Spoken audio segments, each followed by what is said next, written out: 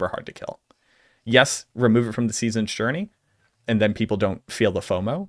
It can be done smarter, but the base game shouldn't change how it can reward players just because some people are like, oh, I didn't get every single thing done in the season's journey, even though I got the reward from it already.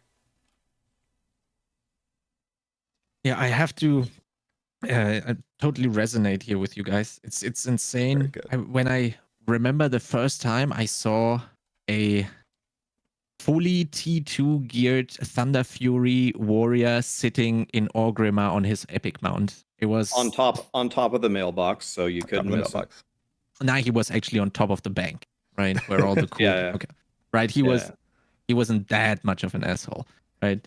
And I saw that guy with 13 years old, and I went and got my mom to show her. And it's incredible if you see something like that. Obviously with transmogs and stuff like that, it is not possible to have something like this. But what it did to me was I wanted to be that guy. Obviously with 13, it's a little bit different. Now we're all a little bit older than that. But now our feelings have just raised. We want to be that guy even more now that we're grown. Yeah, well, I don't know about that, but at least Blaster was born, yeah. Yeah, exactly. That was the moment. If I look back to it, yeah. And it's, I understand how people want to have everything in the game available to them. But I think the Tormented bosses also showed exactly those people that are like, no, I don't want to super min-max. I just want to have everything. I think it showed these people that if you go and try a little bit harder for the Tormented bosses, the journey is actually gonna not only be much more fun, but way more rewarding, as if you were just being handed the thing that you wanted to have. I do hope that the Tormented bosses have accomplished that. And I hope we can get into the next stage with having that same thing. Maybe even just wings or a mount, or even Uber Diablo as a pet attached to the next game mode that is just around the corner with expansion coming up. I'd be super happy about this. Yeah, I think one thing to also remember here is that as the seasons go by, Blizzard is implementing like basically a new gameplay system every season, right? So we had AOZ that became Pit. We're gonna get Infernal Hordes now. We're gonna get the raids in the expansion, and then there's gonna be something in season 7. And there's in the end there's gonna be like 10, 15, I don't know, 20 different things just to do that can progress a character, right? And everything you talk about right now with the raids might just be completely irrelevant because some people might just not like it, and that might be okay. Maybe there is no exclusive reward, there's no extra progression step you gain from it. It's just there. You get something cool out of it. If it might be like more rewarding than the typical blasting session for like a few hours, let's say, right? If you look at the reward curve, like maybe the raids are here, but you can only do it once in a week, and then everything else like Helltide is here, and if it's like a one-time thing for a week or whatever, if that is how it works, then it doesn't really matter if it's a bit more rewarding and people skip it and just do more Helltides instead. So I think this whole conversation here is kind of like irrelevant as long as there's nothing exclusive tied behind the rewards of this new raid system. And then they can do whatever they really want and not really care about what anyone says.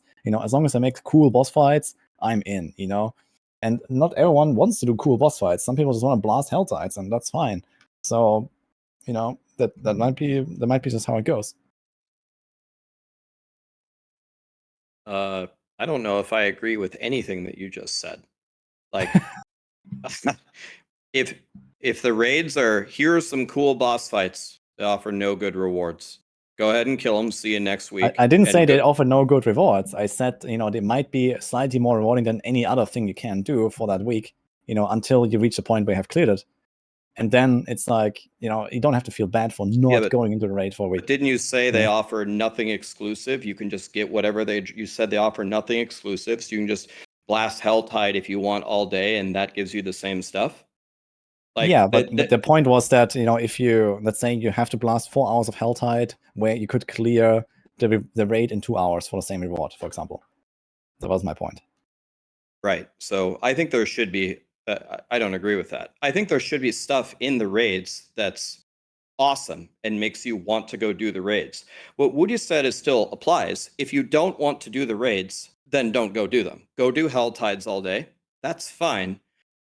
But I wouldn't, oh, I'm designing the raids. I better not put anything exclusive or really cool in here because then the guy who blasts Helltide all day will feel left out. If that's how you design the game, the game's going to implode.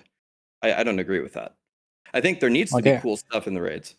Okay, I'm not saying that it shouldn't be like, titles and, wings or whatever, right? You can literally have like, let's say 4 different tiers of difficulty, and then you get like, a blue wing, a red wing, a golden wing, and a silver wing or something, for each of the tiers that you clear. And, the silver one is like the highest one. No one can do it besides like, the 1% or something. That will be okay. But in terms of like, what you talked about, like making a build, gatekeeping people from playing a certain build that they want to play or something, I think there should be nothing exclusive to that if you force people into co-op, for example, or even force people into like very difficult content at certain times in a week, for example, right? Imagine you start a season late, like a month in, and there's like certain exclusive rewards that you can only get in a raid that you're just a month behind on, and you can't even make the build that everyone else is playing because you just can't get the drops or something. There could be catch-up mechanics and whatever, but it's gonna complicate things, I guess. But cosmetic rewards, sure. And I don't know, if there's like, kind of forced raids, then I think they have to be at least very careful with what kind of actual gameplay rewards they put. There's to very quickly get a hand on this ball. The question comes down to, is it okay if the content is better for getting actual gear or not at the end of the day? I want everyone to know how awesome I am. I've completed the raid. I'll take my cool Halo. Is that fine? Or does it need to be also there's like exclusive gear to it? Like, are we going back to only Duriel drops mythic uniques? I think that's like that's the crux of the argument, right? Can it just be cosmetics and cool stuff and just proves how cool I am? Or does it need to be gear as well? Because the moment that's gear as well, nobody who disagrees with the content can be happy about it. Like, it's just impossible. If they can never go do it, they can never get the gear, they never get to play the game that they bought. Because people didn't buy into an MMO, forcing that aspect onto them now, I think would be a very bad choice. If it's just that doing the raid on the hardest one, at the end of it, you get a screen of gear, like a screen of random item drops, I think that's a good enough reward. Where it's like, holy shit, I did the coolest stuff ever. I beat the hardest boss. I'm going to have to do 10 trips back to town to pick up all the loot. I think that's fine. But does this unique item only drop in the raid? Then you start to have issues, right? I think we're mixing 2 ideas. So one idea is who should be able to do the raid and clear the raid and reap rewards of the raid. The second concept is how godly and how exclusive should doing the raids be, the rewards within the raids. So to the first point, I think everyone should be able to do the raids, which is why we talked about having different difficulties, right? I think everyone should get in there. I think everyone should be able to see almost all, if not all, the content without having to look up a build guide. I don't have to go to Maxroll. Whatever you threw in there, you can get in there. The normal stuff is real easy. You can see some basic mechanics. And again, diving into the second point a little bit that Macro is talking about, there can be exclusive rewards to raids. There's nothing wrong with that, as long as there is a difficulty that gets people within the raids. So you're asking me specifically, what would I do? I would put cosmetics and I would put new rewards in there. To Woody's point, if you don't want to do raids all day, you do the raids until you get on normal. It's very easy until you get the one unique that you need. And another thing to understand is Blizzard has said that they kind of like the buddy system within their systems. One of the problems that they have right now is with Nightmare Dungeons. The only way that you get Glyph XP is in Nightmare Dungeons. And some people hate it. They do it, but they hate it. You could have a buddy system where, okay, you want to go do the raids? You can get these exclusive uniques. You don't want to do the raids? You could also do the tormented bosses or something. That way you aren't forced to do it. But if you don't put anything cool and exciting within the raids themselves, I would consider the game mode a fail for everybody. It's a fail for everybody. The casuals and the blasters. most people will not consider it a good enough experience just to see a cool boss and kill it, because this is an ARPG. It's about replayability. If you don't put a reward attached to that replayability, it's like a movie. Mhm. And we're not doing a movie here. We're not playing an MMO where it's incredible to kill Illidan one time. Those are my feelings on it.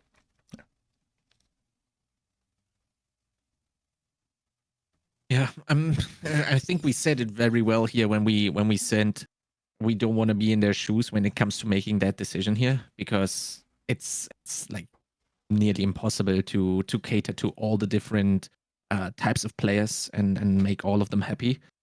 I'm very curious how they're going to solve that, and really looking forward to more information on that. It's probably going to be something completely different from anything we've discussed. It's just going to be like a hard dungeon, and like at the end it's like time based, and we're going to be like, oh man, hey, we really talked a while on that podcast about this, huh? And just in case anybody is wondering, me, Woody, and Macro, we don't know. I don't know anything about the Oh race, yeah, no, so we didn't get to see any. Like, I'll just straight up tell you, we legit didn't see it. Or even talk about it. Like we don't have the insider info on the raids. We don't know. That's why none of us agree on anything.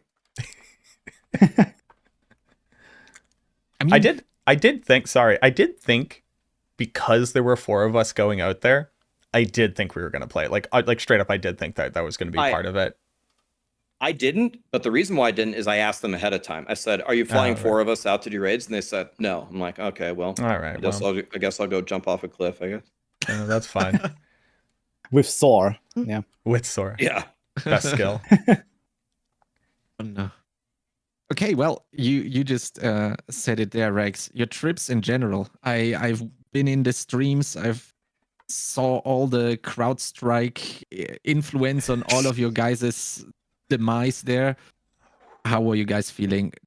Start the hanging out with everyone, the Xbox Center in Seattle, and yeah, just meeting everyone in real life. What do you guys have to say about that? I feel like we all have like 1,000 stories about each thing. Do we just want to like maybe like more quickly go around on each concept? Because I want to start on the Xbox Studio, because that was insane to be like behind the scenes and see everything and how cool it was and how much it sucks to be on that stage live. Holy, it was like 4,000 degrees up on that stage. I had so many lights on it in a completely black room. Yeah, so starting with the Xbox Studio, I guess this is already kind of deviating from the topic, but the first thing that I want to say about the Xbox Studio is how genuinely nice all the personnel were. We walked in, there was a ton of food. There was a giant Xbox fridge where when you opened it, it made the Xbox noise, and it's just got infinite everything. Another thing is, it's something that most people won't care about this, but I'll speak to it anyway because it needs to be said at least one time. The quality of their state, the quality of the presentation, like people are endlessly typing, which honestly, I'll be honest, I kind of agree with. Oh, the art is so stupid, the lore is so stupid. Right. I get it. You just want to see gameplay, you just want to blast. But I'm talking about the actual. I'm talking about, yeah, I see that, Macro. I'm sorry, the truth hurts sometimes. But the quality of the production, it looks like they're launching a spaceship. They have all these awesome cameras. They practice so much. They min-max all these different things. I really appreciated the effort and the care that they had in order to make everything work. They set up a bunch of stations for us. They had all the tools and the resources that we needed to succeed. So from the Xbox Studio perspective and everyone that was involved, I really appreciated it, how they treated me. I felt like a king, even though I'm not a king. So they made me feel awesome. Absolutely. Yeah, I definitely resonate with that. So what Rex explained is really cool. And yeah, I mean, it was just like also amazing sitting in that room. Okay, at least for me, I had like the best streamer room there. I posted a picture on X, if you want to see that. I took a picture of what the room looked like from behind the scenes, but there was also like this incredible studio with like 10 lights around me at the dealing, and then there was a cam, and the microphone, everything was set up, and I walked in. It was really cool, and I definitely felt like a professional for the first time in my life. Yeah. So that's not like a king, but like a professional Yeah, for 2 hours. better word for it. Yeah, Yes. they But had yeah, they had it a was definitely dog nice. as well. They had a dog. Oh, he's a little corgi Ca- named Car- Carl. Yeah. Carl fucking and I love were Carl. best friends. I spent more time with Carl than pretty much anybody. Yeah, that was also amazing. Yeah, so generally like very professional, very like I walked in there. I came too late actually because I missed my first flight when I went there. I kind of just arrived directly in the studio when everyone was already like chilling out, and they had to like re-record the announcement and stuff like that because it just arrived at that moment.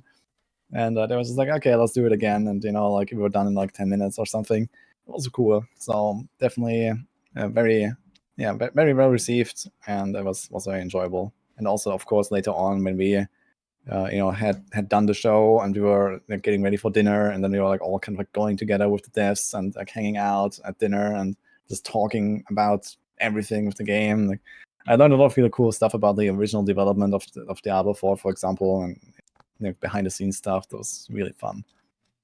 To like exactly segue off of that, the idea of the developers. So like obviously we all get a lot of opportunities to speak with the developers. It's a privilege that we get to enjoy.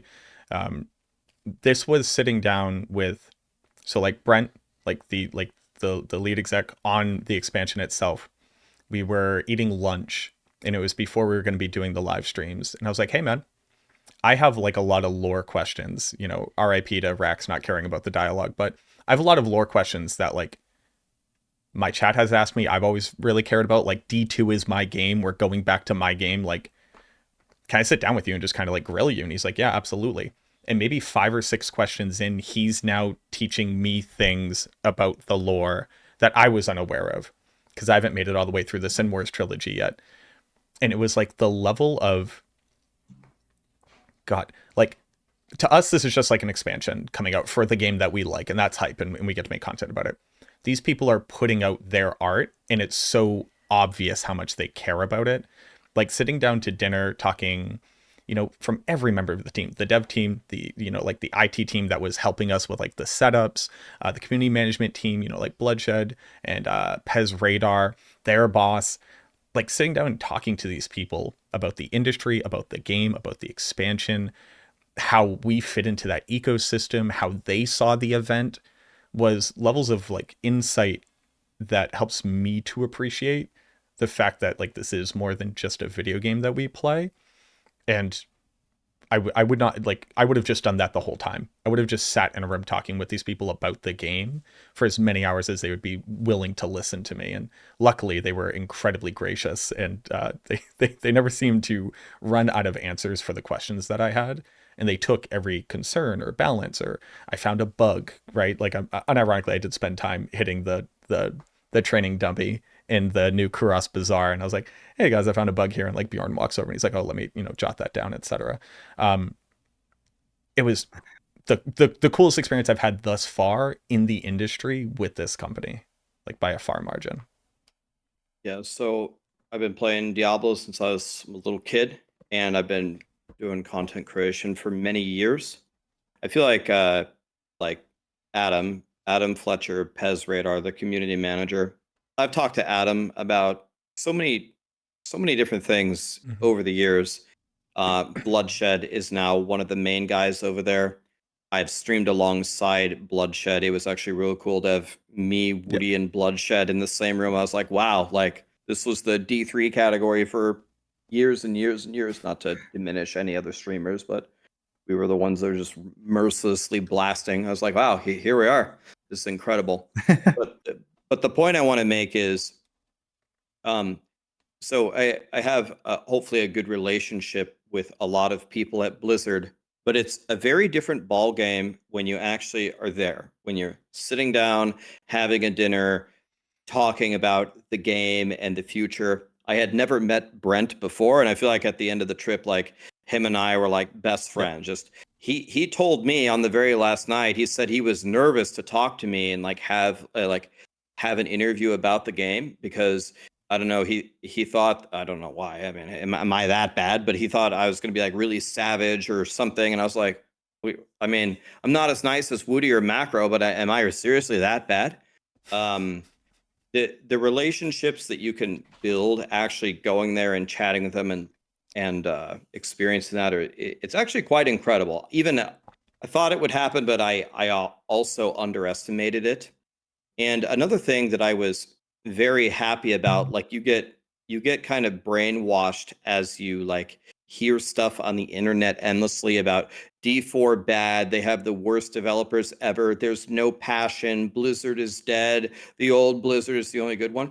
Dude, I walk up and shake somebody's hand. Yeah, I've been in the industry for 25 years. I worked on Tony Hawk's Pro Skater 2. I'm like, that's like my favorite game ever. It's like, holy shit. He's like, yeah, I've been doing this for a couple of decades. Next, I've been here for 30 years doing this and that. I'm like, all right, so, and as Macro said, you start to ask them questions. You start to like do a litmus test and actually check them. Oh, they know way more than you think they would do. I was like, man, these guys are like the Wizard of Oz. They're like behind the curtain all the time. We need to bring the people out like the Adam Jacksons and the Collins and all the people that we met onto the campfires that know all of these things, so we can start putting out some of these fires. So it was a very awesome experience, like a once in a lifetime experience. I was very honored that they invited me and I got to be a part of it. Also, shout out to the fact, and this is, we kind of touched on it, Rax has a full head of hair. I'm revealing it. It's luscious locks all the way down, and the dude is low-key fit. I don't think enough people appreciated that on the live streams. I just wanted to touch on that. Look at the webcam. Look how fat I look wearing this cookie. Like, I get it. I wear a hood. He has 4 pillows under there.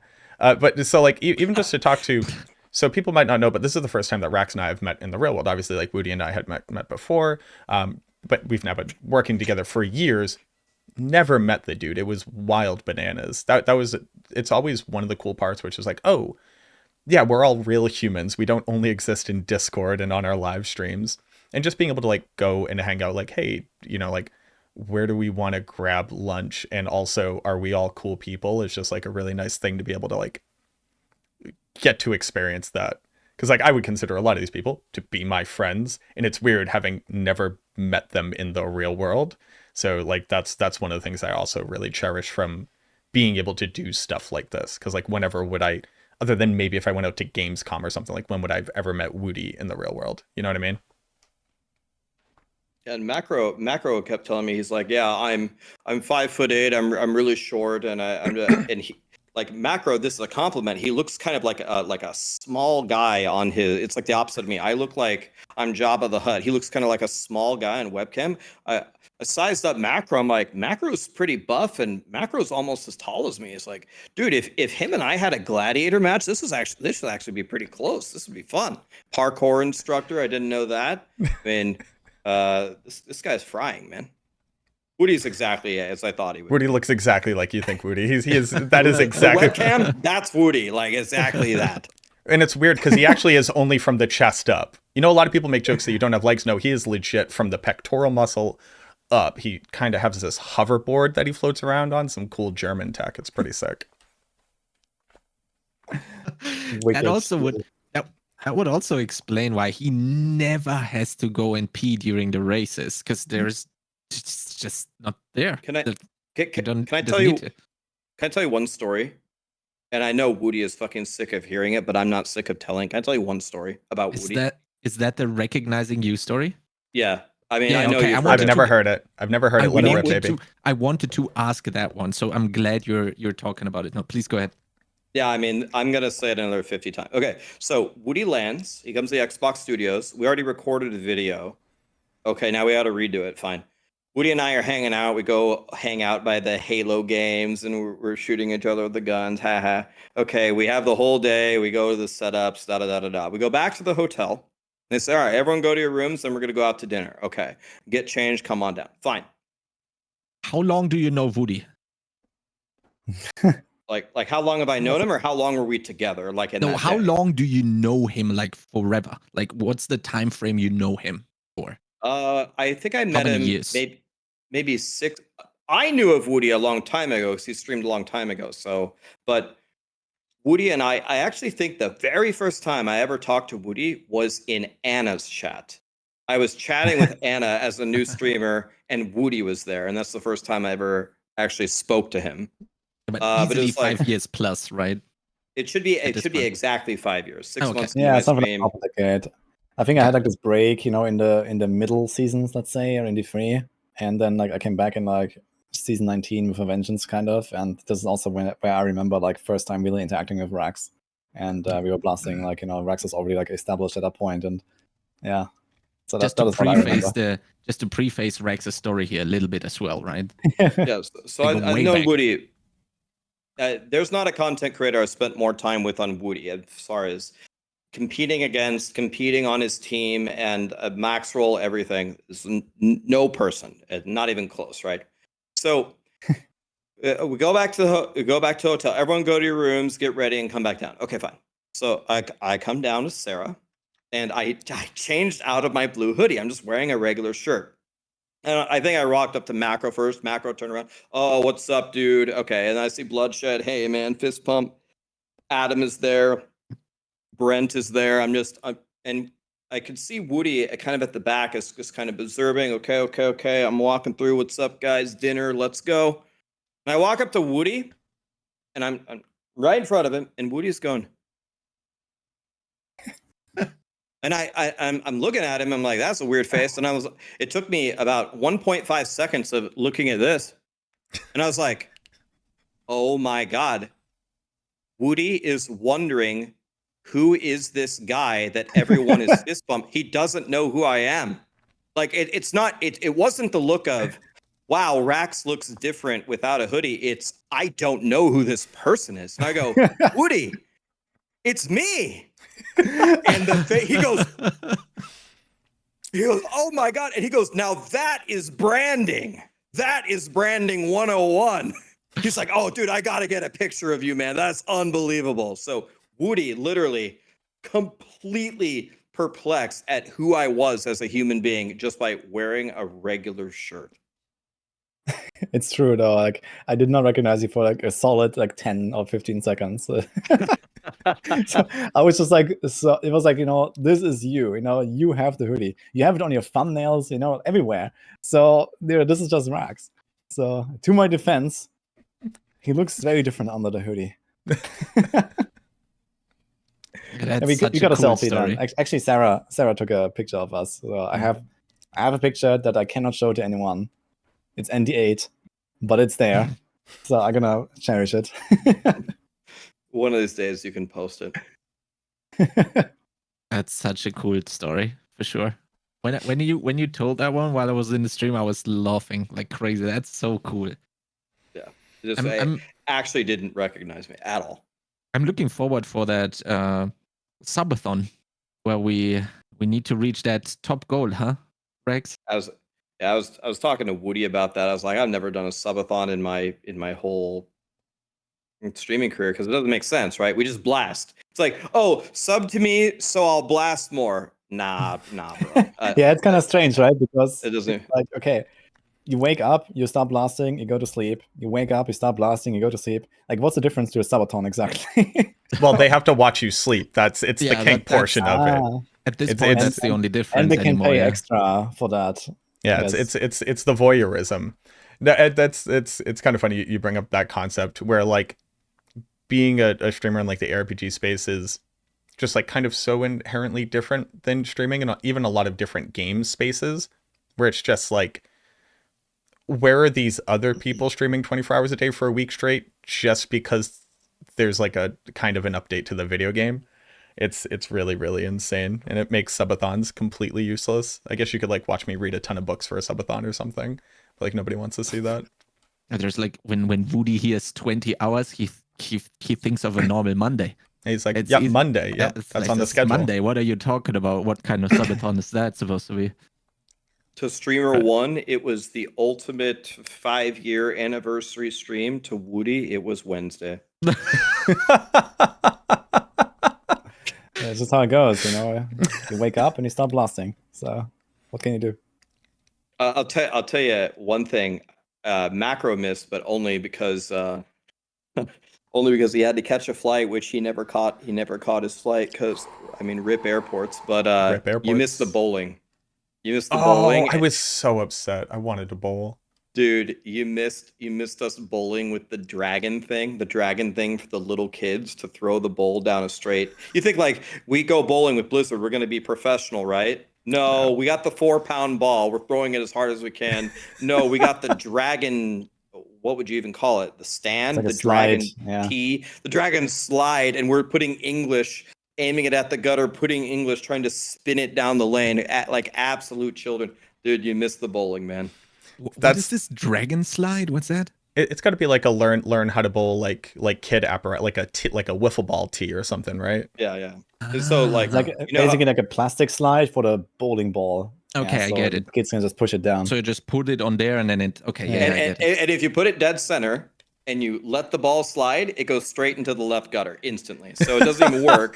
So we're like, okay, angle it here, English, full power, engineer it down, and then like after like 16 dude, I'll tell you my favorite thing. After like 16 throws, Filthy Rich finally hit like 4 pins with the dragon slide, and then when we got to the end of the second game, we're putting away our shoes. Woody came up to me and said, "Yeah, if you look at the total scores of the pins, my team beat you." I look at Woody and I go, "Woody, are you fucking kidding me? We threw half of our throws down the fucking broken dragon slide. Are you gonna like take a picture of that and post it on the fridge and feel good about it?" Yeah. Bro, we were Of throwing course, them down man, the yeah. dragon slide. Dude, we weren't really doing teams. It was just like a joke I made there. So I know it's a joke. But still, I can't believe you said it though. We're just rolling it down the dragon slide for half of the game. I guess that was like my German attitude coming through a little bit. Just deadpan joke delivery. You want to? I don't think we should spend too much time bemoaning the fact that the internet turned off for 6 hours for airplanes. That was pretty cool. The grand irony being that I had to leave early, so I was going home for my 10-year anniversary. We had a whole weekend set up. So I was going to take a red-eye flight, which for you Europeans means an overnight flight. I've found out that Germans have no idea what red-eye means. I've been asked by 2 or 3 different Maxroll German team members who are like, "Was ist das?" And I'm like, it's the overnight flight. But I needed to take an overnight flight, so my flight was going to leave at midnight, and I was going to get home with the time dilation from flying west to east by 8 in the morning. I got there. My flight was so early on in CloudStrike going down that my flight actually got canceled, and then the app wouldn't work. I sat in a help desk line for 4 real human hours at 4 in the morning after having not slept, just to not make it to the front of the help desk line. And then my girlfriend ended up having to get me a flight on a completely different airway for the next overnight flight. So I spent 23 hours in the Seattle airport eating the most expensive chicken fingers I've ever eaten in my life. $21 for 4 chicken fingers and a handful of French fries. Seattle is insanely expensive for no reason. Just to take a second red-eye flight. And I ended up not getting home until like 8 in the morning on the next day. And I basically didn't sleep since Thursday. I got my first night of sleep on Saturday night. It felt real good, guys. Y'all ever sleep throughout the night for like 8 hours? Insane levels of power that brings to the human body. But that was like everybody. Like Rax is like, "Oh, I got right on my plane, do, and then you got stuck in like Denver or something because you're the connecting flight." I want to tell you how I got home because I feel very proud of it. Okay, so I went to Seattle, got on the plane, okay, and we're on the plane on time. I have a 1.5 hour layover. This is perfect. I'm sorry, Macro. I feel bad for you, but I'm going home, right? The plane stopped for an hour on the runway. So I'm doing the math here, and I'm like, okay, however it was set up, it was not possible for me to hit my connecting flight. It wasn't mathematically possible. The pilot comes over the intercom and he goes, "All right, we had to wait an hour. I know that screwed over some of you. I'm sorry about the computers being down, but I'm going to fly real fast in the sky. I could probably make up half an hour for you. So I'm going to give you a shot." I'm like, "Okay, I like that." He did that. He made up a decent chunk of time, but then there's also taxiing and stuff. And they had everybody raise their hands in the airplane of who has an immediate connecting flight. And it was me and only a few others. So all the people at the back of the plane let us up. They let us out, but all of the first class people didn't care. So by the time there was like a big delay, by the time we got to the first class seats, all 5 rows of them on both sides were completely empty. So Sarah and I were running as fast as we could, and you don't get on your flight, not when the plane takes off, it's when the door shuts. We arrived, the door was shut, and the plane was gone. We checked our phone. The plane departed 7 minutes early, even though we were 2 minutes early based upon the doors closing for the gate. So if the plane had left exactly on time, we should have had 2 minutes to go in the door.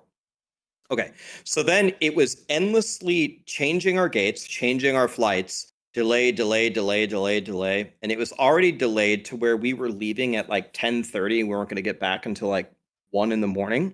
And then I was sitting there and just thinking, okay, is there anything that I can do to get home? Because I'm about ready to give up. I'm just going to leave and go get a hotel or something, or I don't know what I'm going to do, but I'm about out of ideas. Then I found out on the app, you can track the airplane, not the flight, the airplane that is coming to the airport to take you. I tracked it to Montana, and the airplane was not taking off because it was broken down at 2:20 p.m. in Montana. So then it said, in order for the plane to pick us up at 10:30 to complete the final flight, it would have had to have left at 8. It was 8:02 and the plane had not departed, even though my app had not updated that we were delayed. So I said, okay, I'm screwed, right? There's nothing I can do. I checked for flights for Lincoln. There were no flights, but then I checked for full flights for Lincoln, and there was one that was the doors were just open to a full flight. I said, and it was all the way across the airport. I said, Sarah, pick up your shit. We're running all the way to this gate. We ran all the way across the Denver airport. We got there, and I go, hi, can I get on this plane? No, it's full. And I go, is there like a waiting list? Yes, we can put you on the waiting list, but even on a day like today, the chances of you getting on this plane are pretty much 0. I go, nope, I believe. I'm going to stand right here, and I did, off to the side, like I'm not bothering her, but I go, just remember me, the blue guy and the blue guy over here, I'm a person, remember me. And then, so the doors are open, everyone is gone, I'm just sitting there, and she's like, all right, well, I have 1 seat available, and you need 2. But one person who is on this flight is coming into the airport right now, but the door needs to shut right now, and his gate is nowhere near. It's on the complete opposite side of the airport. There is a 0% chance they're going to get here. So I'm going to vacate that seat, and you can both get on. That's how we got home. Tracking the airplane, and then going to the full flight and being annoying. And rest in peace to that dude who was like, hold the gate for me. And they're like, sorry, dude, get bent. I don't know what to tell you. That's insane, though. She said she can't hold the gate. She said the plane is taxiing. Yeah. I always thought they're not going to leave without you. That was a story. To be honest. It's basically like Rax being in IRL how he is, like, you know, in the round tables, I guess. Yeah, always like a pain in the ass.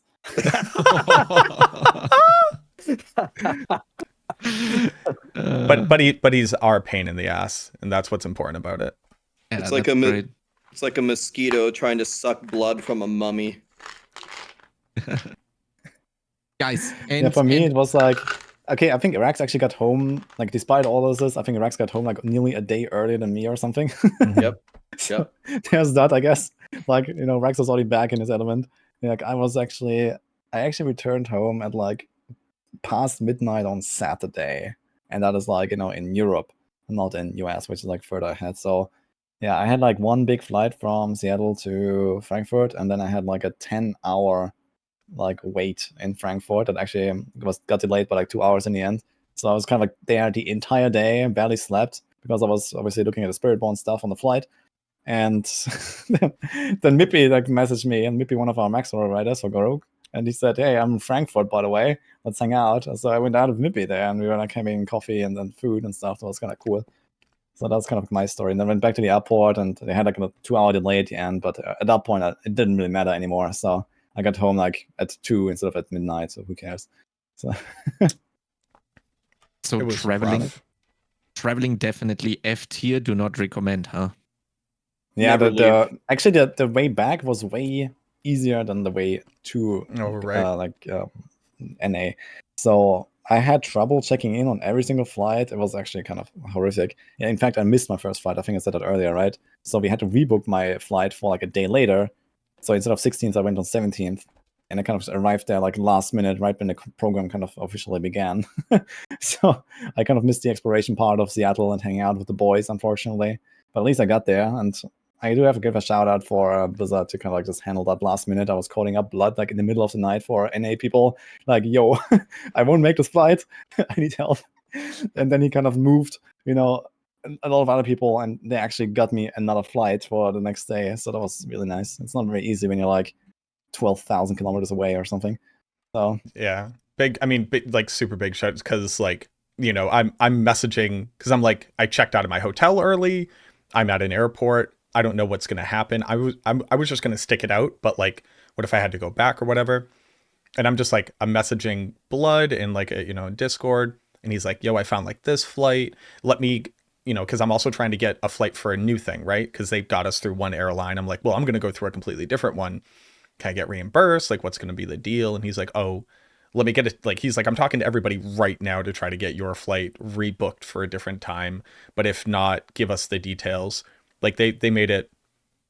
They were like, this is a shitty situation. They're also all trying to get onto planes and get home. They have devs stranded out in Seattle, and also like staying up to date with whatever information I had and trying to coordinate with me. They did an exceptionally good job of trying to handle that chaos with whatever limited resources they could, because it's like they can't make the planes go in the air, but they can damn sure try to help you, which I think they did a really good job with that, honestly. Yeah, Chad asked me how did I miss my flight. So I thought I was going early. I live 8 miles from the airport, okay? Like on a good day I can be there in like 12 minutes if I want. So I called a taxi in the morning. That was like, I don't know, I think like around 2 hours before or something. It's a small airport, and you can go from the check-in to the gate in like 2 minutes if you want. So there's on one terminal.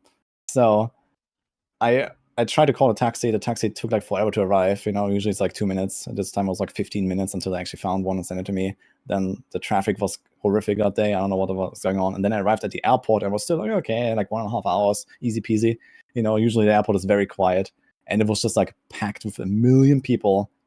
And for some reason, they decided to just like close the check-in like over an hour in advance for this flight, even though the small size of the airport and stuff like that. So they just didn't let me on. And I was not the only one, actually. There were like an entire group of people that were just sitting there at the booth after someone told me, "Nah, you can't check in here. You have to go there." After I was already standing in queue for like half an hour and stuff like that. And they said, "Yeah, go over there. You can't do that." And then, yeah, there was like this group of people, and they just said, "Yeah, screw you guys."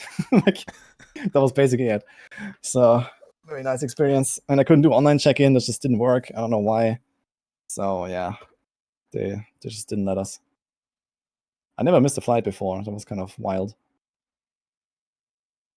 Yeah, that sounds like a lot of stress. At least it worked out in the end somehow. That's great. Yeah.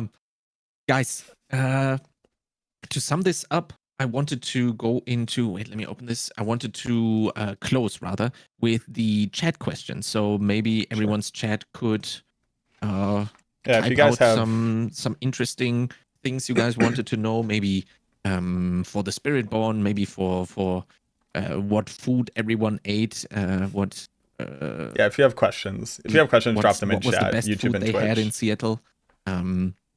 So type in. Give us a question, guys. What do you want to know? Go ahead, Chronic. Sorry.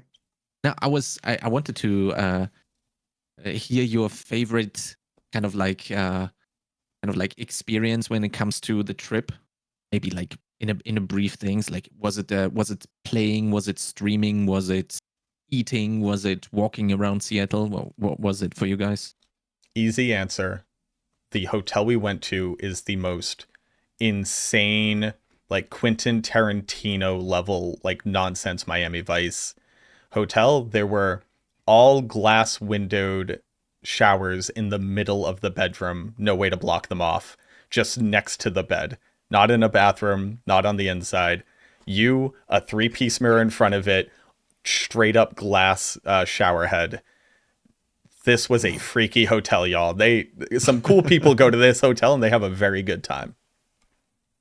So, I'm sorry, Chronix. Was your question what was our favorite part about Seattle? What? I'm sorry. What exactly was the question? Your favorite part about the trip? Was it the food? Was it playing the Spiritborn? Was it streaming? Was it talking to the devs?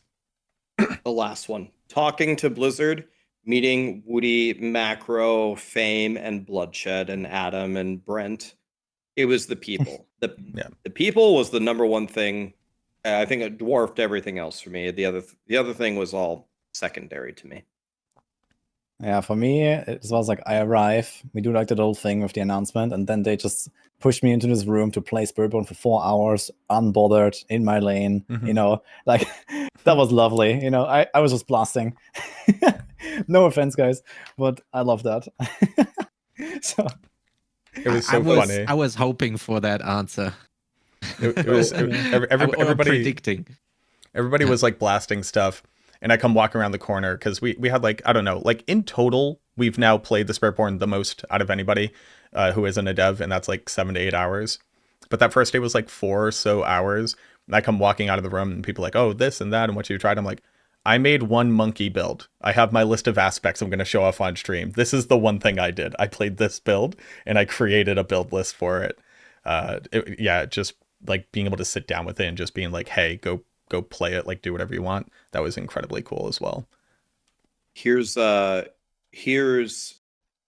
questions from my community for people.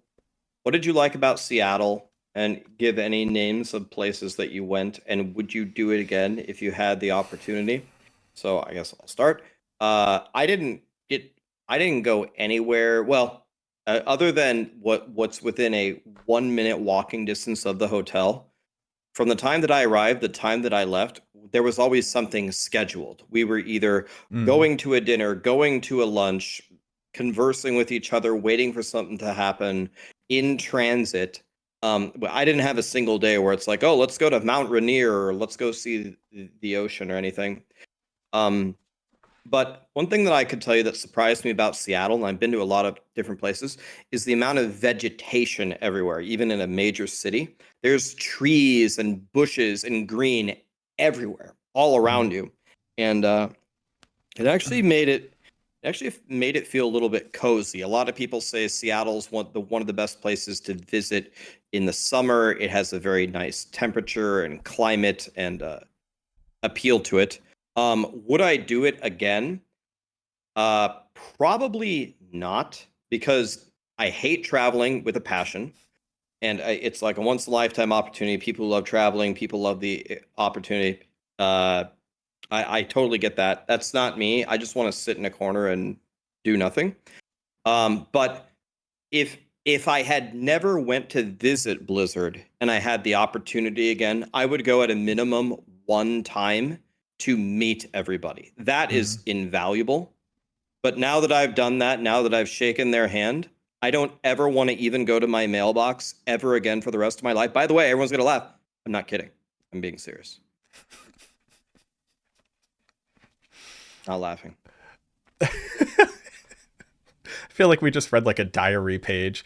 Dear diary, never again. I'll keep it a little bit short and sweet here. We were in Bellevue, which apparently is like the fancy city of Seattle. We got to meet up with Echo Hack because they're in Washington, and they were kind of giving us a tour and stuff. Fantastic dude, fantastic wife, very nice. And Seattle too. Seattle Witch. Yep. And Seattle Witch got to come out for dinner, which I thought was really cool. But we were in Bellevue. I went out for breakfast in the morning because apparently nobody else wanted to get up and go eat breakfast because they're all like aliens or something. And I went over to a place called 13 Coins. It was like a 24-hour. I thought it was going to be like a diner because it was like 24-hour food service. But I walked in, it was like all black, backlit, black leather, like mahogany tables. the waiter was this like weird like California surfer attitude. He's like, "What's going on? Let's get it. Let's go. What do you need?" And I'm like, breakfast." He's like, "I got it, boss." And he just kind of like surfed away from me on this little vibe. Not the most expensive food, which was pretty sick. It was about $18 for like 2 eggs, some bacon, and some toast, which was very reasonable in that city. But it was pretty nice. It was cool to just like hit up a place and be like, "What are people eating around here?" Would you do it for again? me, I would never go back to that city. It was so heinously expensive for no goddamn reason. Like I live in Boston. Seattle was just like Boston with less stuff in it, but nearly like 50% more expensive for no damn reason. Unironically, I'm miserly with money, so that was a big no-no for me.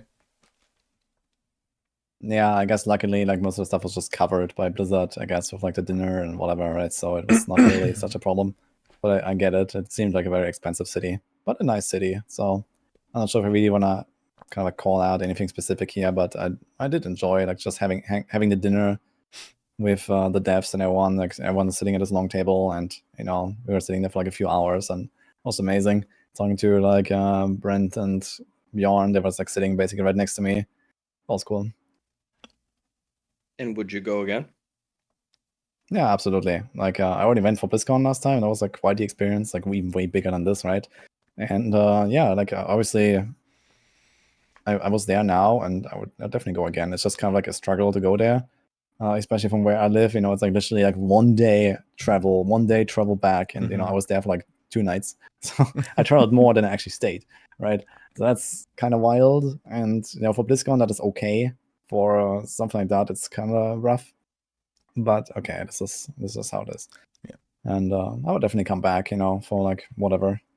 That's cool, even though it means like I basically sacrifice like a holiday or something for me, because usually I'm here like every day, and I basically never take days off. I almost never go on vacation. Sometimes here and there, and this kind of like replaced the vacation for me now. But it was a cool one as well. I'm getting a couple questions that I assume a lot of people are kind of getting this similar flavor, which is like, is this just Druid 2.0? Is this just a Monk 2.0? For just kind of like kick it off, I really don't understand why people are like so hard stuck on this is just better Druid, and like they're gonna keep the Druid bad just to make this cool. It's just a dude who's near some pictures of animals. It's nothing like it's not even vaguely like the Druid in any way, shape, or form. It just also adds skill tags to skills. But I mean, yeah, like, is it like a monk? Yes. I mean, like, of course it's like a monk. Basically every single skill is a dash. And then I think that's kind of where the similarities stop. I think they've done a pretty good job of making a unique game experience for a class that we haven't seen in the franchise before. Yeah, I agree with that. It does not feel like Druid at all. Like people just look at the picture and like spirits and oh no, but it's not Druid in any way. It doesn't feel like Druid. It does feel like a unique experience out of any class in any game, MMO or ARPG. It definitely feels the most like a Diablo 3 monk. I'd say it's about 70% feel wise like a Diablo monk. I think there is enough of a difference though in how some of the attacks work, where it does also simultaneously feel unique. That's my interpretation of it. It feels 0 like a Druid. Doesn't feel like a Druid at all. Not even 5%. Mm-hmm. Feels completely different to play the class. I got a question here for my chat that I can throw in. Will every one of us play Spiritborn, and what happens to guides of other classes if so? So I guess I'm probably like the one to answer that, and that's I said to everyone on the D4 Maxwell team, okay guys, you can go play the Spiritborn when it comes out. And I understand everyone wants to have fun, but of course you're not going to neglect the other classes. We still have Macro on the Necro, and Condis on the Barb and whatever.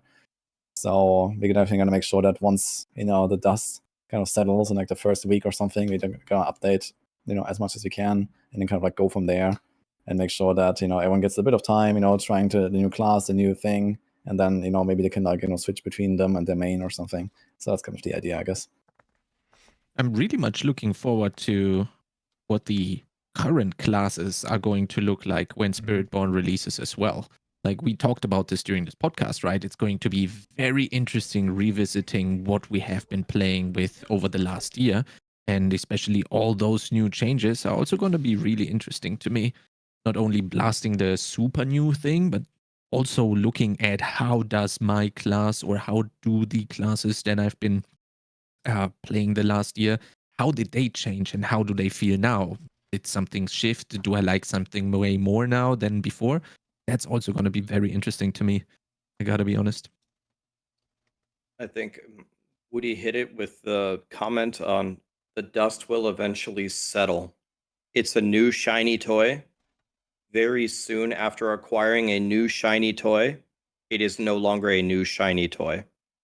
All classes will be given equal attention and updated properly for all time on Maxroll. You never have to worry about that.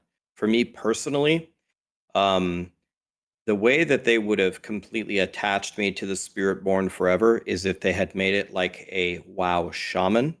It feels close to 0% like a WoW shaman as someone who has played it for 16,000 hours. But it is very much like a Diablo 3 monk, which I do also love. Mhm. So when the dust settles, I plan to be mainly a Barb Spiritborn main because those are the archetypes that I like the most. But like always, I'll play all the classes every season.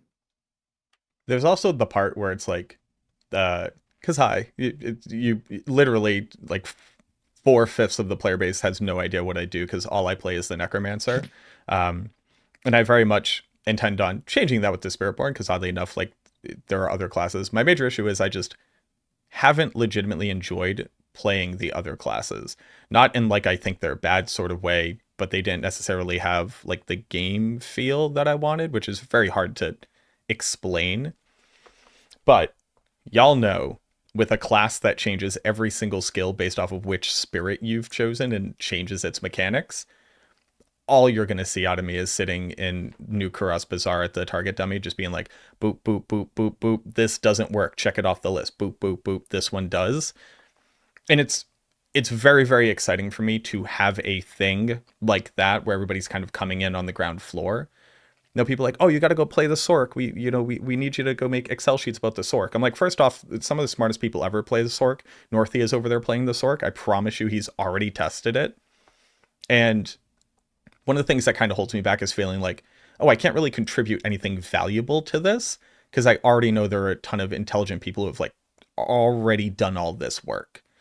This is like a brand new thing that lets me experience that discovery period in a video game again. I'm really excited for that.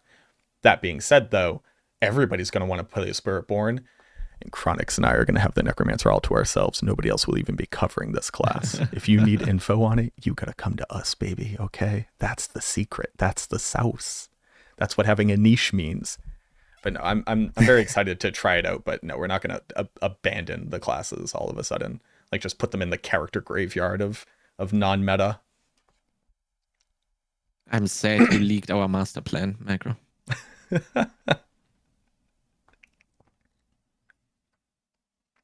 have any other questions, Chronix?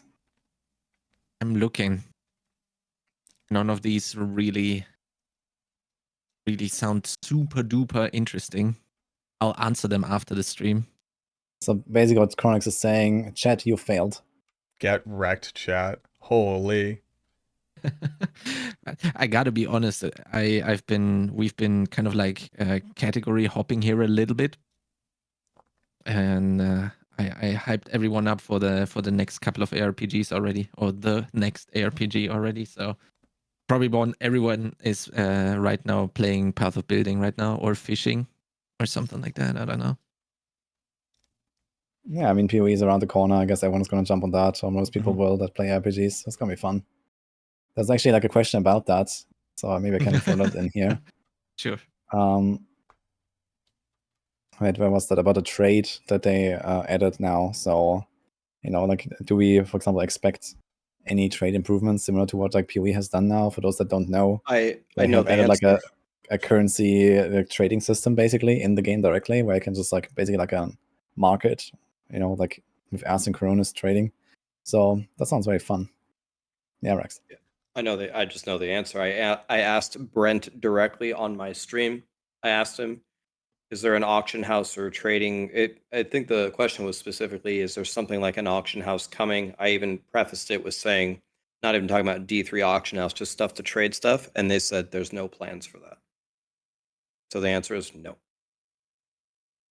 Unlucky. I will That's a just bit be rough. screaming into the void until at least the answer is maybe. Like it is wild to me that we're in 2024 and I don't expect to see an auction house anytime soon in this game that lets me trade items. Now, So to their credit, they wanted to stop us from trading items, and we complained about that for long enough until they let us.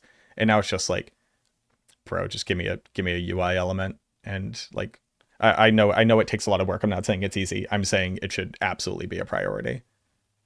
So I talked to him about, in general, again, Brent, the game director, the expansion, and I asked him we talked about like unfavorable answers that the community doesn't like. So two of them that come off the top of my head are no auction house coming, and the class that we got wasn't Paladin, because a lot of people wanted the holy archetype. So I asked him a question somewhere along the lines of, can you give it to me straight? Like, I know you're here. I know that you're obligated to say yes, but give it to us straight one time. If we voice what we would like in the game, does that actually impact what we might get? And he genuinely said, absolutely. He said, if everyone is screaming from the high heavens that we want Paladin, and everyone endlessly screams from the high heavens that you want an auction house, that definitely impacts the actual development of Diablo 4. So I said, so just to paraphrase you, if we just keep complaining, we will eventually get what I want. And then he just laughed, which I would take as a yes. So that strategy that you introduced, Macro, should work per his words. And this is why Okay. Blizzard will never Head do to the another forums interview now. with me ever. Everyone go to the forums, link in the description and pinned in the Twitch chats, I guess. No, but the general sentiment is what the community wants. If there is a massive outcry for it, they want to make the game that the players want to play. Simple as that. Yeah, I think at this point, we need it. It's just super important for quality of life and also for the progression for quite a lot of people, probably, when it comes to like items for tormented bosses. Maybe you don't like the pit, but you still want to do them. Oh, I can sell maybe my stuff that I find in the Helltide and go buy the Stygian stones, for example. I don't know, right? I mean, offers an alternative way of acquiring stuff with doing the stuff you want and then buying the stuff you don't want to do, right? I think I can describe the phenomenon in simple terms for all ARPGs and MMOs or whatever. If there's a basic function of the game, entering a dungeon, trading, killing a boss, anything like that. If in order to do this, I need to tab out and use some other program, the design is flawed.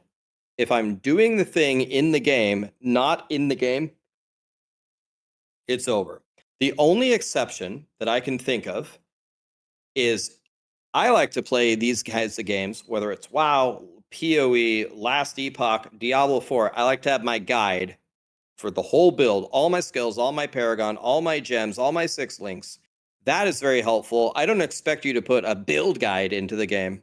But if it's a basic function of the game and you're making me tab out to something else, I'm out. Like I'm instantly disengaged from it. I can download it, I can learn it, I can become an expert in it. WoW add-ons are cool. I don't want them to get actually add-ons actually just put you go to a third-party thing to put add-ons in your game so you don't have to go to the third-party thing. So it's like if you're designing it, if there's a core function that you have to tab out to do, you've disengaged me instantly. Meanwhile, Rex blasting PoE all week. I have my 99 Bone Shatter POB on my monitor, and that's it. Yeah, I saw Fair enough. your speedrun attempts, Rex. You need to download Lilocan UI. It's gonna help you learn all the little tricks. Really? Okay, Yeah, message me that later. I don't know what that I'll- is, but Yeah, I'll show you in a second. Or after the podcast, rather, I would say. We had actually one question. How was it hanging out with Fame? With Fame Regardless, who kind of like left that out. She was also part of all of this, right?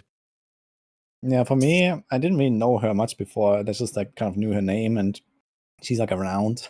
So personally, I didn't have like much of a connection to her or something.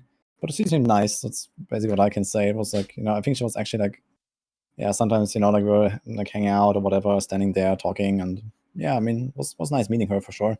I don't really have that much to say, to be honest. Yeah, Fame's cool people. For people who don't know Fame, anybody here who you've watched, Fame has twice as many hours live streamed of this game as like any other person on this planet. They do like 12, 16-hour days every single day, regardless of how hyped this season is. And they've just been doing that nonstop since the game came out. I'd only learned about Fame because she was going to be attending this event. I was like, oh, I should probably go know who this person is. She just like, she plays every single build. She does every meme build. She does everything into her own work. Cause I was asking her about it. She was like, well, it's, like you got to play this stuff because if you don't play it, how do you know that it's bad or good? Or like, what can you learn about it?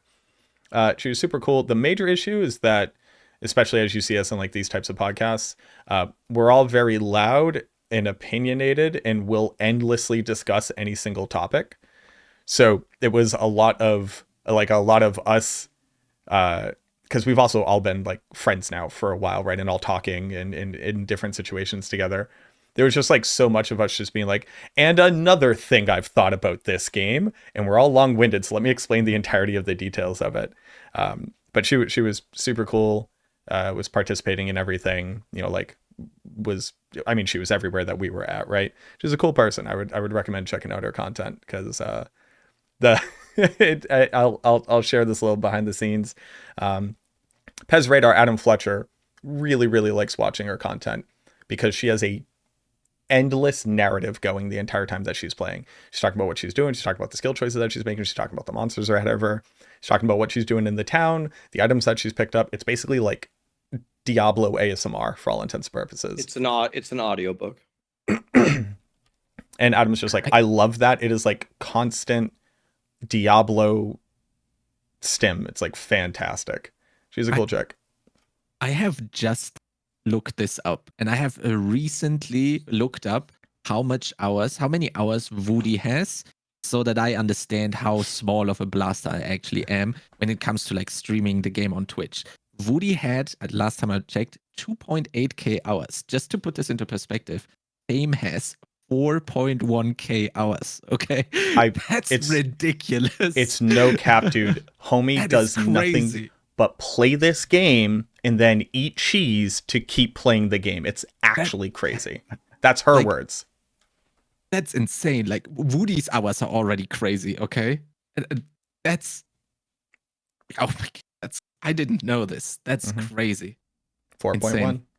So Fame is a very nice person, very soft spoken. She's a blaster like us.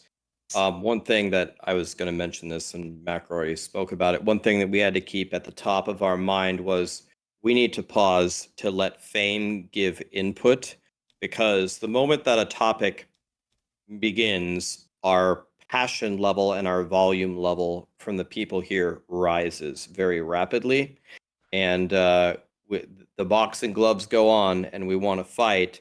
And anybody who's not ready for a fight can just become a spectator at a certain point. So it's a personality thing that we need to work on, not that she needs to work on. So we needed to make sure that we got her input and dialed it down a bit. Okay, do we have any other questions that stand out to you guys? Not from my side. think we're good. No, it's just like a bunch of stuff that like one we either cannot talk about or two like just legit didn't see anything about. Like there's like the speculation about like, oh, but I saw Juggernaut's number was lower, so like, are we getting a stat squish? Like, what's going to happen? I was talking about this early on stream, which is like, one, I don't know the details, but two,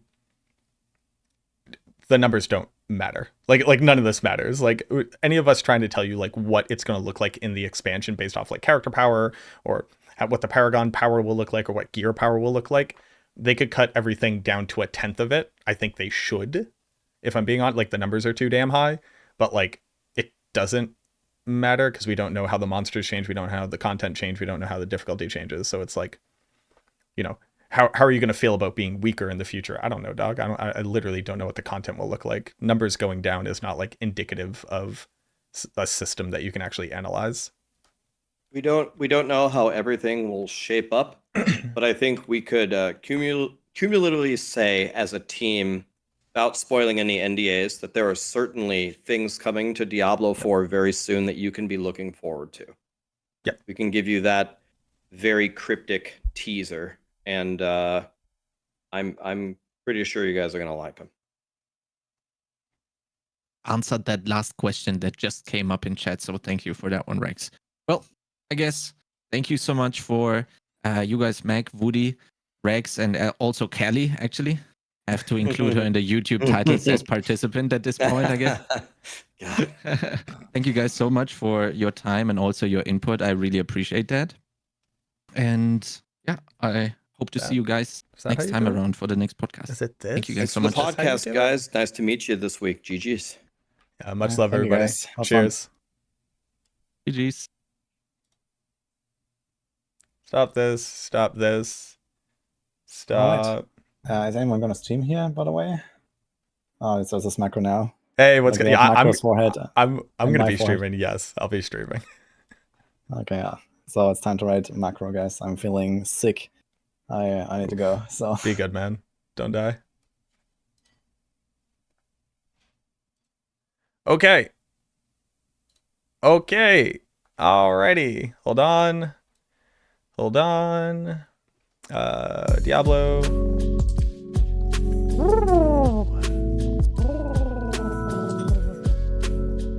I need a snack. I need a snack, which will be a perfect segue. I'm going to go get a snack, and then we are going to be talking about HelloFresh, who's a sponsor of the stream for the next month. Shout outs to HelloFresh. Thank you for being willing to give me money to talk about your product. I really appreciate that because I actually really like HelloFresh. So what we're going to do is I'm going to leave on some gameplay real quick. This was from the live stream. We can talk about the trip. We could talk about Seattle. We could talk about the class. We can talk about anything that we just talked about, since I can actually like interface with you all. I want to say first off, thank you for the follows. Thank you for the likes on YouTube. Thank you for the support and the resubs. Supremo hitting for 14 months. Thank you so much, man. But if you had more questions, let them know in here. Then we're going to go take a look at HelloFresh. I want to show it off to y'all. I have a code that's in the description, ! HelloFresh. It's in the description on YouTube. If you use that, the code now works worldwide. Woody, thank you. You just showed up to me being a corporate shill. But shout outs to HelloFresh for sponsoring the stream. We're going to be taking a look, and I want chat to help me pick out what I'm going to order, because I'm going to try to cook it live on stream when the order comes in. So we got to try to pick the wildest stuff for me to try to cook on a live stream, which is something I've never done before. And then you could check it out, see if you guys like it. It's a pretty cool service where you basically order kits of food that come with instructions on how to cook it. Everything comes fresh. The food is fantastic. I've like never seen anybody be upset at HelloFresh. And I, in fact, still have a bunch of their recipe cards from the last time that I ordered them myself. Because oddly enough, the recipe card keeps working even if you don't keep ordering the food. So let me very, very quickly reintroduce myself to everybody here.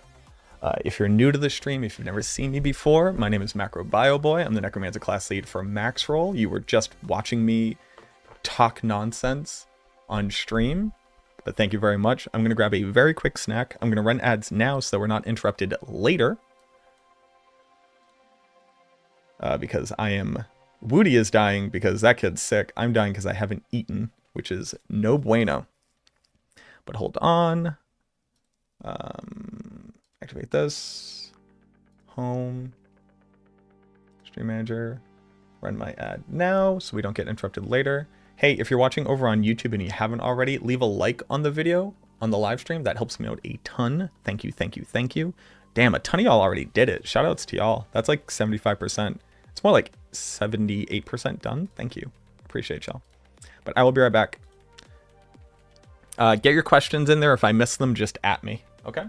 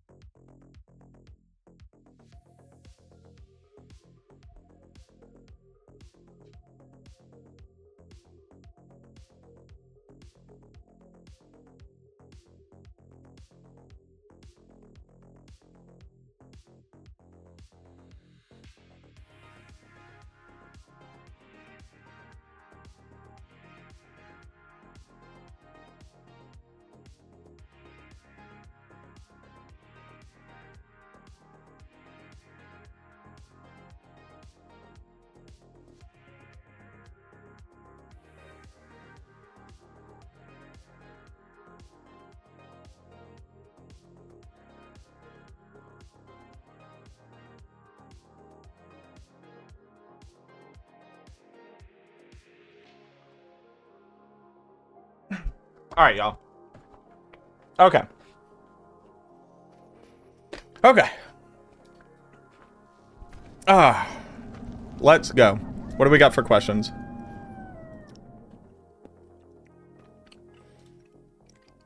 Does HelloFresh have better deals than 22? Dude, okay. Unironically, I'm in the airport at Seattle. And I was flying on JetBlue. And JetBlue apparently has, like, no flights that go to this airport. They had like 1 or 2 flights going from Boston to Seattle that go to this airport, like all day. They're in this weird offshoot terminal. It's like Terminal S all the way over on like in the corner all by itself. It was the most disgusting airport terminal I've ever been in. The entirety of it was just covered in fucking food. Like there was half-eaten food everywhere. It was insane. Like I live in Boston. I live in like an absolute grime fest of an international airport that everybody uses. And this, it was gross. I had to like clean seats before I would sit down to try to nap for a half hour. Also, shoutouts to Articuno there. Shoutouts to Zapdos. And I'm like, okay, let me get food. You know, it's breakfast. I've now been awake since I had been awake since Thursday morning, so I'd woken up at like 8 o'clock. And now it was like 3 or 4 in the afternoon the next day. Let me get some breakfast. And I sit down, and it was like a chicken finger whatever combo. It was 4 chicken fingers with your choice of barbecue or honey mustard. And like half a plate of fries. And it was $21 before tax and tip. I ordered a mimosa. Shoutouts to mimosas. They're my favorite drink. A flute of mimosa. A flute. $17, y'all. Most expensive 2 mimosas I ever had in my life. It was insane. Absolutely insane.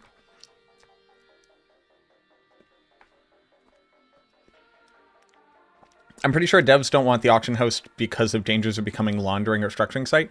I think that people don't know what auction house means. There are in-game auction houses, and then there were real money transaction auction house. When I talk about the game needs an auction house, I mean like World of Warcraft, where you can go put in an item, look up what that item has sold for in the past, and then list an in-game currency value and then trade. Nobody wants the real money transaction. We're never talking about the real money auction house when we're talking about an auction house.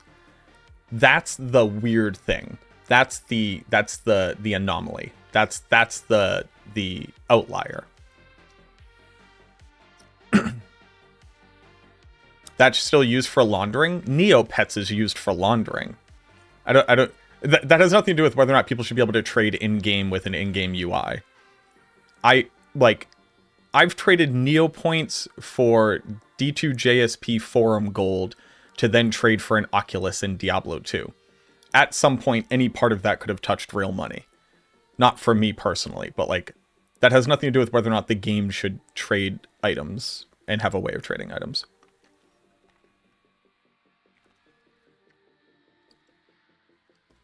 What up, Acumen? Chronix, thank you very much for the raid, Boo Boo. I appreciate you. Welcome in everybody from Chronix's stream. Hello. You probably know who I am at this point. My name is Mac. You just listened to me complain about stuff on a podcast.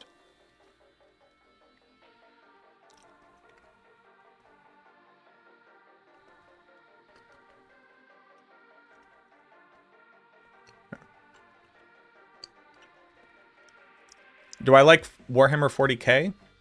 I don't personally play mini games. They like minis games. They take like too long for me. I like games that use elements like that. So I really like the board game Rising Sun. It's just strictly better Risk. I've read like the Warhammer like fantasy book. Like I've read the story of Nagash, like the necromancer. That was pretty cool. Log in. We'll look over anyone's build on D4 Planner for Spiritborn. I would not look at people's random Spiritborn planners to be like, what do you think of my build? What do I think of your build?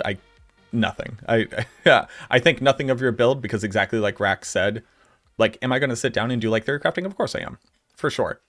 Can I tell you if your build is wrong? No, that would be insane, right? Yo, shouts to HelloFresh. Yeah. Thank you, Trev. There are a lot of people who didn't want the auction house to be able to trade for money. There are people who want to grind for weeks and WoW and sell items on eBay. Sure. Yeah. Like, fun fact, people already buy stuff with money. Having an in-game auction house does not impact whether or not that happens.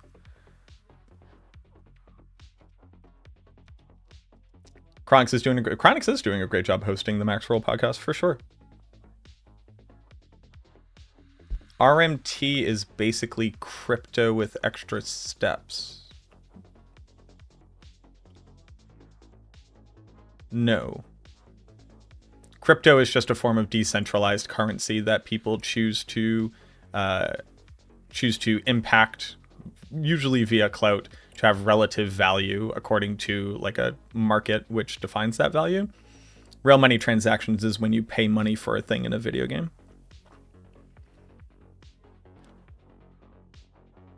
Missed your anniversary? I didn't miss my anniversary. I missed Friday of it. But we were able to go out. We had a great time. It was really awesome. Got a massage for the first time in my life. That was super cool. Yo, shoutouts to this bird build. It looks like I actually felt very weak while playing this bird build. This was actually sick. Like, this looked kind of good.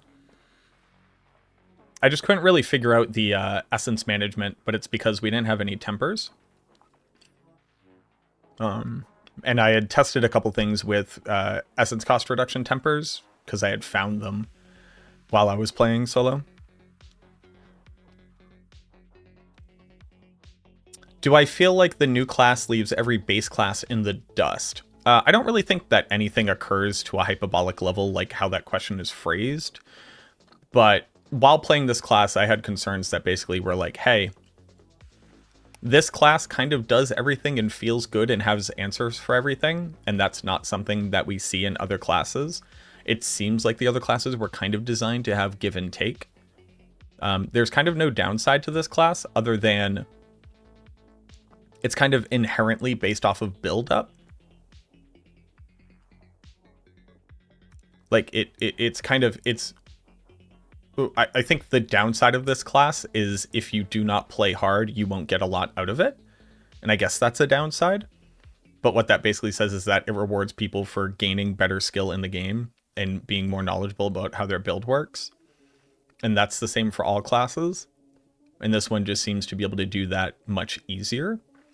So it doesn't really feel like the class has like a downside to offset its good sides. And in that regard, are we going to see more just straight up power and good on classes?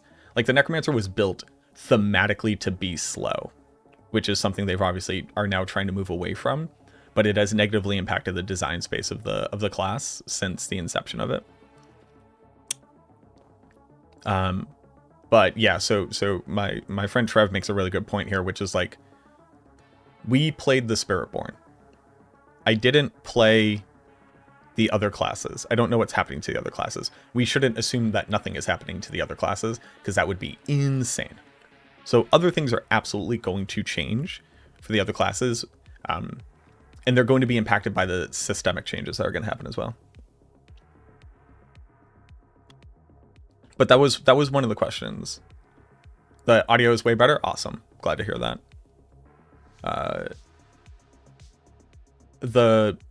The big thing for me was one of the big questions I asked them is like, hey, this, and I explained it during the podcast as well. It's like, hey, this class was very clearly built from the ground up with all the lessons that you've learned.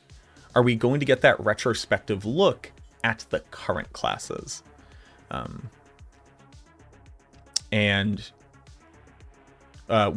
don't have any insight into what is going to happen, but the short answer that I got from them was basically, of course. And we're looking, we've been figuring out how that's going to work. Excuse me. Vanilla classes in D3 didn't change a lot in Reaper of Souls, but D3 had also been out for a grip before Reaper of Souls came out. I would say that D4 is still very much in flux.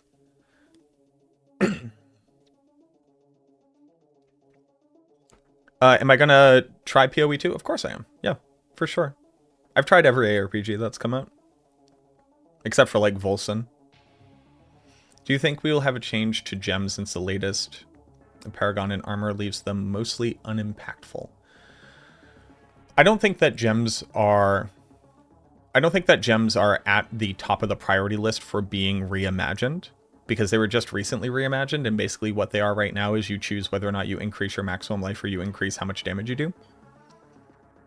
And maybe gems as they are right now are kind of okay with that, and it leaves the space open for that to be a future system renovation. Have I looked at PoE 2? I have not. I have not looked at PoE 2 at all. I just haven't had time to like follow news on it. Like, when does PoE 2 drop? I actually don't even know. See any changes to armor on the build that you played? Even if I did, I wouldn't touch on it, Kuramon, because anybody trying to infer what the future of the game looks like right now from this dev build that's multiple iterations back in the past, just to highlight this class at level 30, is not wasting their time, but we can't derive fact from it. Like, Juggernaut gave a lot less armor. I had 400 armor on this character. What does 400 armor on a Spiritborn at level 30 with the gems I had available and with bad gear mean? Who knows? I want to talk about this boss right here. So this was the Temple of Bala. Sorry. Yeah, Temple of Bala. It's in the northwest section of the Pardanahantu that we're able to see. You go through. It's a massive, like, it's a huge stronghold. You go through, you go to these different areas, you destroy these pots of poison that they're like synthesizing from humans. Like, they keep talking about like sacrifices for this poison. And you break the pots and it summons these little mini bosses. And then you go to the middle where there's like this leader encased in this like natural machine of essence suction. I don't know how to describe it. And you free him and he's like, all right, I'll have to kill you too. And then you fight that boss. And then you go up here, and this is Signrat and Skerg.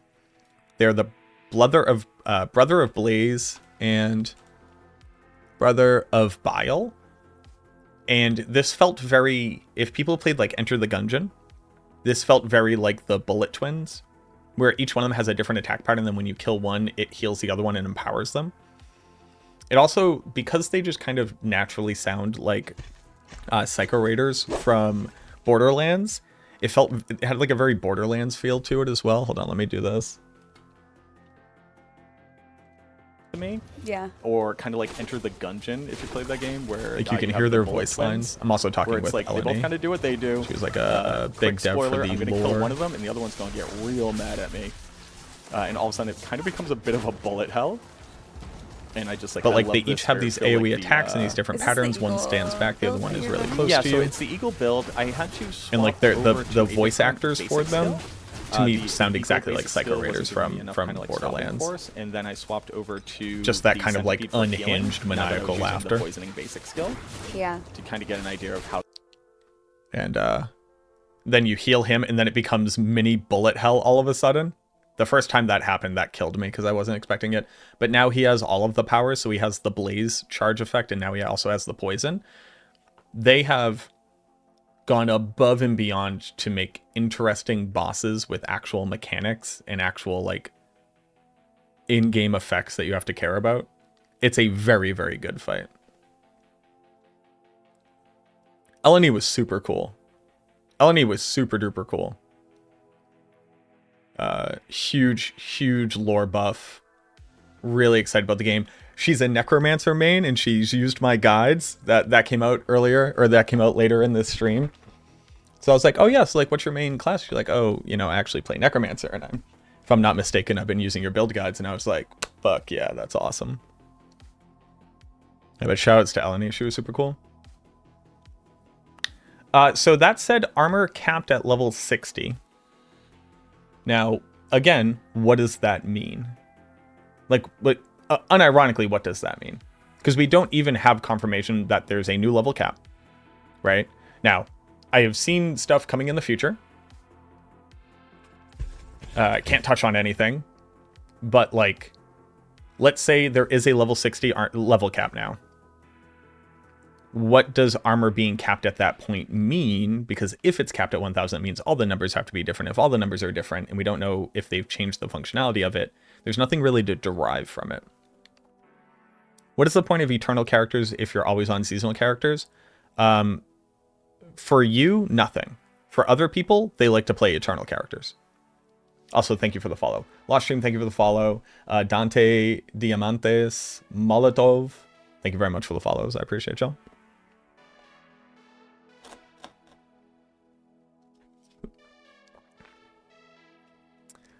Did you see Rax without his hoodie on? I did.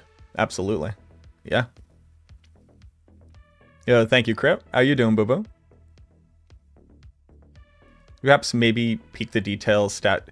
Did you perhaps maybe peeked the detail stat charts, see the tooltip if block chance was additive, or if it had the clause of more you have of the stat, the less impact more of the stat provides? No, I didn't. But I believe that block chance is additive because you get up to 100% block chance, which you wouldn't be able to do if it was reverse multiplicative. So from one of their most recent videos, you can see that the character is at max level, and that max level is level 60. I will neither confirm nor deny whether or not that is true, but you see it in the video. You'll be good, Royce. Will it be Helltide a new part of map? Yeah, actually, where is it? I was in the Helltide at one point. But yeah, this is Helltide right now.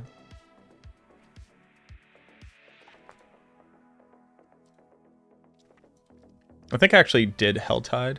Oh, this was in, this is the Traven Call. I'm so excited to see this quest line. Yeah,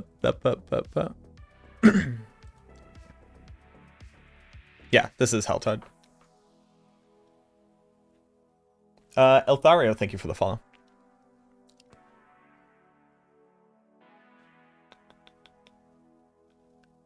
Heard they changed how lucky hit chance works from per attack to spread amongst per cast. Who said that?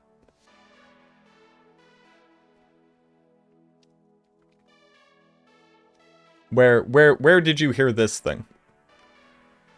Because there was nothing to lead me to believe that lucky hit chance had been changed in any sort of way. Yo, what a do, Sonny? What's good, man? Was that right section? Yeah, so there were actually a bunch of places that were off limits. Anything on the map that wasn't discovered, we physically couldn't get there, except I think it was Rax found a way to get through one of them, and he ended up finding like a city over there. What was funny is that Eleni was talking about stuff. And then I opened up the map and I was like, hey, like, why can't I get in here? Why can't you get in there? And she basically looked at me and she's like, oh, you can't get into those places? Okay, never mind. And I was like, ah. Ava said that they changed in where?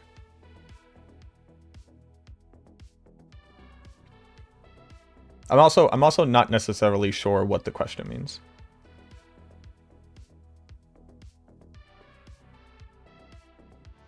Yeah. There is no reason to believe that right now lucky hit chance has changed or that any information came from this live stream that would indicate that.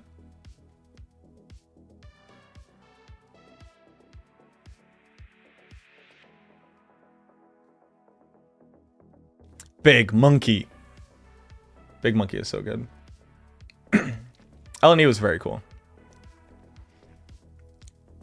With the new boss mechanic, yeah, so there has to be, like, I did not see this, but there has to be, like, a new world boss, definitely, right? I'm assuming, like, some kind of, like, big jungle cat boss. That'd be cool. PTR for Rogue. I have no insight into this thing. What we might be discussing is how some skills lucky hit chance was functioning incorrectly. I do not know. They did not fundamentally change anything about how lucky hit chance applies.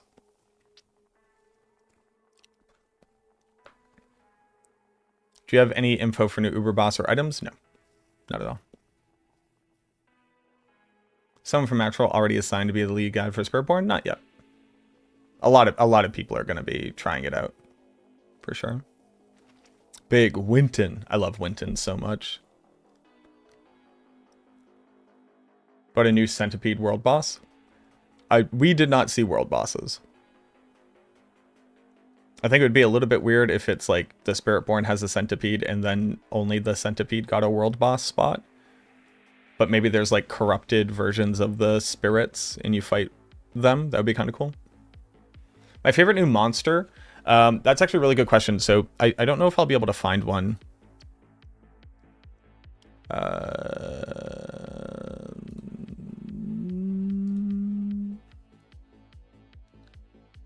If I come across it, I'll show you. Basically, there's like these like big eldritch horror knights. They kind of look like imagine a knight, but the body was made out of just like a bunch of vines instead, with like massive arm that has a shield on it. And as you fight it, you actually knock the shield off of it, and then you also like knock the armor off of it, and then it dies. And just kind of the look and aesthetic of it was very, very cool. It reminded me of the. It reminded me kind of like the aesthetic of No Rest for the Wicked in the first part, where the big guy that you're fighting is like, you know, just like one of those crab monsters from Elden Ring. Excuse me. But it has like the face of a human, but super grotesque, just like wearing the remnants of the armor. Very cool. People just don't realize that even if you know anything, you're going to always say you don't. I can safely say when I can and cannot talk about stuff. Yeah. And whenever I haven't seen something, I like to be able to tell them no, because I don't want them to think that like it's out there. I saw a lot of very cool stuff. But like those like minor details, like what are the world bosses? That's not something I saw.